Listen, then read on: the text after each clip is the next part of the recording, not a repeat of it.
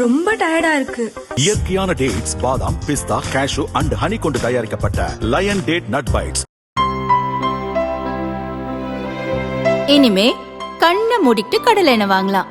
ஏன்னா மந்த்ரா கடலை எண்ணெய் இதயத்தின் தயாரிப்பு. வறுக்க, பொரிக்க, ஏன் எல்லா சமையலுக்கும் மந்த்ரா தான். மந்த்ரா கடலை எண்ணெய், அபார ருசி, ஆரோக்கியமான உடல் நலம். வணக்கம். செய்தி சுருக்கம். தேர்தல் தேதி அறிவிப்புக்கு முன் முந்திக் கொண்டது திமுக அரசு.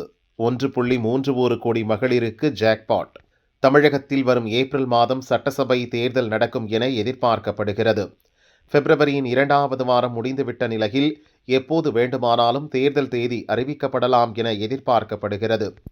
சட்டசபை தேர்தல் தேதி அறிவிக்கப்பட்ட நாளிலிருந்தே தேர்தல் நடத்தை விதிகள் அமலுக்கு வந்துவிடும்.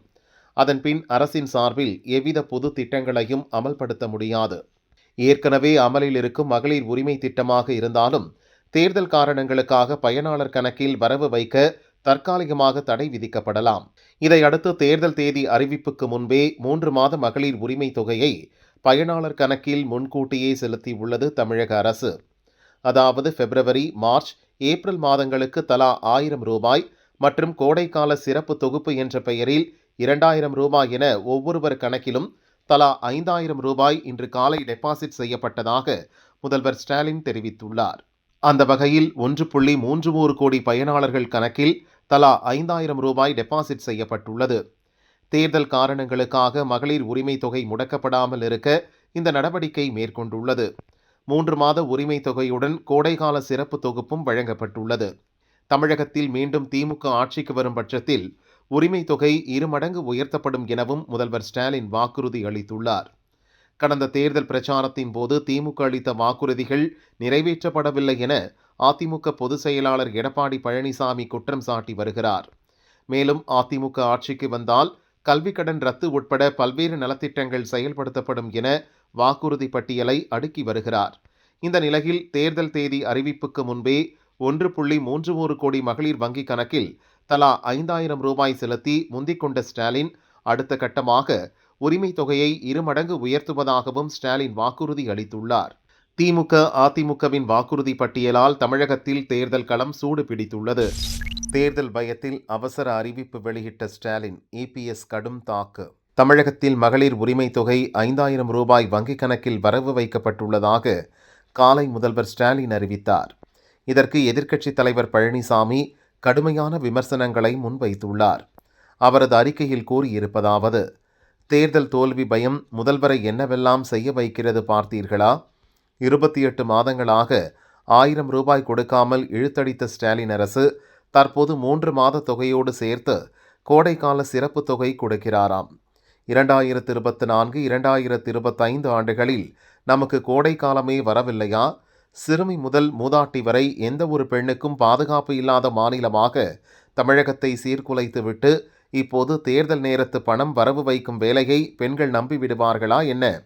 மாதம் 2000 ரூபாய் என்று நான் அளித்த தேர்தல் வாக்குறுதியை கண்டதும் இந்த அறிவிப்பு வெளியில் வருகிறது பாருங்கள் மக்களே. அனைத்து குடும்ப அட்டைக்கும் என்று வாய்க்கிழி அளித்த வாக்குறுதியை 5 ஆண்டுகளாக நிறைவேற்றாமல் தகுதியானவர்களுக்கு மட்டும் என சொல்லி 1 கோடி தமிழ் பெண்களை நிராகரித்துள்ளீர்கள். தமிழக மக்களின் பேராதரவுடன் இன்னும் 3 மாதங்களுக்குள் அமையவுள்ள ஆட்சியில் பெண்களுக்கு குலவிளக்கு திட்டம் மூலம் அனைத்து குடும்ப தலைவிக்கும் மாதம் 2000 ரூபாய் என்று நான் அளித்த வாக்குறுதியானது கழக ஆட்சி அமைந்தவுடன் அமல்படுத்தப்படும் என தெரிவித்துள்ளார். வங்கதேச தேர்தலில் பிஎன்பி வெற்றி, பிரதமராகிறார் தாரிக் ரஹ்மான். சர்வதேச தலைவர்கள் வாழ்த்து. வங்கதேசத்தில் கடந்த 2024 ஏற்பட்ட மாணவர் போராட்டம் பெரும் கலவரமாக வெடித்தது. அப்போதைய பிரதமர் ஷேக் ஹசீனாவுக்கு எதிராக போராட்டக்காரர்கள் கிளர்ந்தெழுந்தனர். இதையடுத்து பிரதமர் பதவியை துறந்த ஷேக் ஹசீனா நாட்டை விட்டு வெளியேறி இந்தியாவில் தஞ்சமடைந்தார். தொடர்ந்து முகமது யூனுஸ் தலைமையிலான இடைக்கால அரசு ஆட்சி பொறுப்பேற்றது. அப்போதிருந்தே அந்நாட்டில் வசிக்கும் இந்துக்கள் உள்ளிட்ட சிறுபான்மை மதத்தினருக்கு எதிரான கலவரங்களின் எண்ணிக்கை அதிகரித்தது.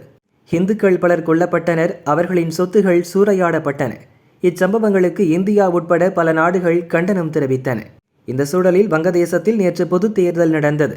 ஷேக் ஹசீனாவின் அவாமி லீக் கட்சிக்கு தேர்தலில் போட்டியிட தடை விதிக்கப்பட்டது. வங்கதேசத்தின் முதல் பெண் பிரதமரான கலிதா ஜியாவின் மகன் தாரிக் ரஹ்மான் தலைமையிலான வங்கதேச தேசியவாத கட்சிக்கும் ஜமாத்தே இஸ்லாமி கட்சிக்கும் இடையே நேரடி போட்டி நிலவியது. மொத்தம் 300 தொகுதிகள் உள்ள நிலையில் 299 இடங்களில் தேர்தல் நடத்தப்பட்டது.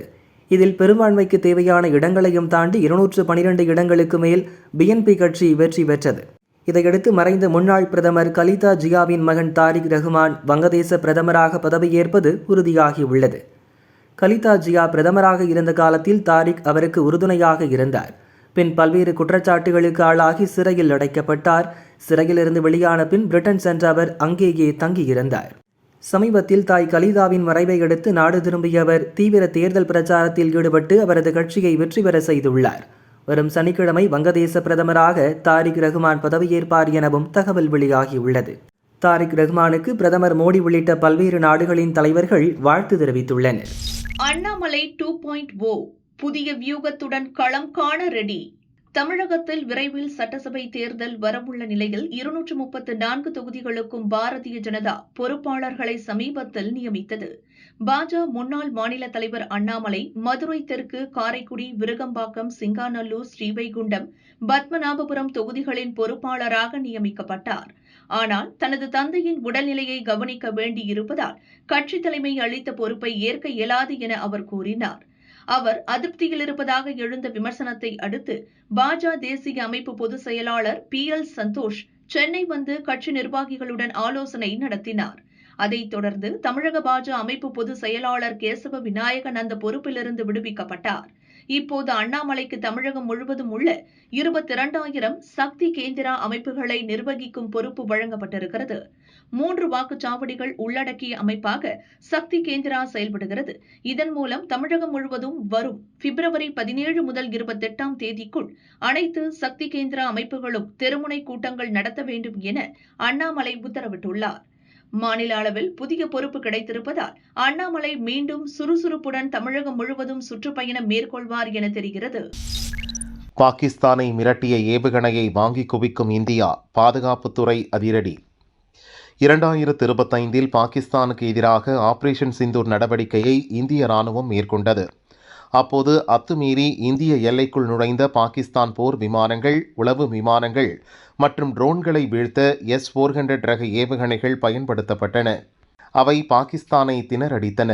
குறிப்பாக S-400 நீண்ட தூர ஏவுகணை மூலம் பாகிஸ்தானின் பஞ்சாப் பகுதிக்குள் இருந்த விமானம் மற்றும் ரேடார் நிலையங்கள் துல்லியமாக தாக்கப்பட்டன. இதனால் பயந்து போன பாகிஸ்தான் தனது விமானங்களை ஆப்கானிஸ்தான் மற்றும் ஈரான் எல்லைகளுக்கு அருகில் இருந்த விமான தளங்களுக்கு மாற்றியது. ஆயுதம் ஏந்திய ட்ரோன்களை எதிர்த்து போரிடுவதில் ரஷ்ய ஏவுகணை அமைப்பு பயனுடையதாக இருப்பதால் நமது இராணுவத்துக்கு S-400 ரக ஏவுகணைகளை மேலும் வாங்க அரசு முடிவு செய்தது. நேற்று பாதுகாப்புத்துறை அமைச்சர் ராஜ்நாத் சிங் தலைமையில் நடந்த பாதுகாப்பு கொள்முதல் கவுன்சில் கூட்டத்தில் இதற்கு அனுமதி அளிக்கப்பட்டது. அதன்படி 120 குறுகிய தூர ஏவுகணைகள், 168 நீண்ட தூர ஏவுகணைகள் என மொத்தம் 288 S-400 ரக ஏவுகணைகள் வாங்கப்பட உள்ளன. வான்வழி தாக்குதல்களை முறியடிக்க S-400 ரக ஏவுகணைகள் மற்றும் பான்சிர் ஏவுகணை அமைப்புகளை ஒன்றிணைத்து 2 அடுக்கு பாதுகாப்பு வளையம் உருவாக்க இந்திய விமானப்படை திட்டமிட்டுள்ளது. அதற்காக S-400 ரக ஏவுகணைகளை ரஷ்யாவிடமிருந்து இந்தியா வாங்குகிறது. நேற்றைய கூட்டத்தில் மொத்தம் 3.60 லட்சம் கோடி ரூபாய் மதிப்பிலான பல்வேறு திட்டங்களுக்கு தேவைப்படும் ஆயுதங்கள் மற்றும் இராணுவ வாகனங்கள் முதலான பொருள்களை வாங்க ஒப்புதல் அளிக்கப்பட்டது. இதில் ரஃபேல் போர் விமானங்கள், மல்டிரோல் போர் விமானங்கள், கடற்படைக்கான P-81 விமானங்கள் மற்றும் இராணுவத்துக்கான வைபவ் டாங்கி எதிர்ப்பு கன்னிவெடிகள் முதலானவை இடம்பெற்றுள்ளன. எதிர்க்கட்சிகள் அமளி, லோக்சபா ஒத்திவைப்பு. பார்லிமெண்ட் பட்ஜெட் கூட்டத்தொடரில் மத்திய பட்ஜெட் மீதான விவாதம் நடக்கிறது. இன்று காலை வழக்கம்போல் 11 மணிக்கு லோக்சபா கூடியது. சந்தியா ராய் சபையை வழிநடத்தினார். கேள்வி நேரம் துவங்குவதாக சந்தியா ராய் அறிவித்தார். ஆனால் காங்கிரஸ் உள்ளிட்ட எதிர்க்கட்சி எம்பிக்கள் தொடர்ந்து கூச்சலிட்டனர். எம்பிக்கள் தங்கள் இருக்கையில் அமரும்படி சபாநாயகர் இருக்கையில் இருந்த சந்தியா ராய் கேட்டுக்கொண்டார். ஆனால் எதிர்க்கட்சி எம்பிக்கள் சபையை நடத்த விடாமல் எழுந்து நின்று கூச்சலிட்டனர். இதனால் தொடர்ந்து அமளி நிலவியது. கேள்வி நேரத்தை ஆக்கப்பூர்வமான முறையில் பயன்படுத்த வேண்டுமென பலமுறை வலியுறுத்தியும் எதிர்க்கட்சி எம்பிக்கள் கேட்காததால் சபை துவங்கிய சில நிமிடங்களிலேயே பகல் 12 மணி வரை ஒத்திவைக்கப்பட்டது. மீண்டும் சபை கூடியதும் சில நிமிடங்கள் மட்டுமே விவாதம் நடந்தது. பின் மார்ச் 9ஆம் தேதி வரை சபை ஒத்திவைக்கப்படுவதாக அறிவிக்கப்பட்டது. அதிவேகத்தில் சென்ற காரால் 7 பேருக்கு சோக முடிவு.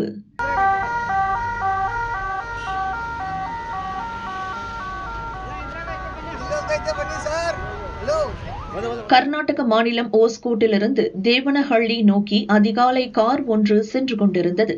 பெங்களூரு சத்யவரா கிராமத்துக்கு அருகே சென்றபோது கட்டுப்பாட்டை இழந்த கார் அந்த வழியாக வந்த சரக்கு லாரி, பைக், கார் மீது அடுத்தடுத்து பயங்கரமாக மோதியது.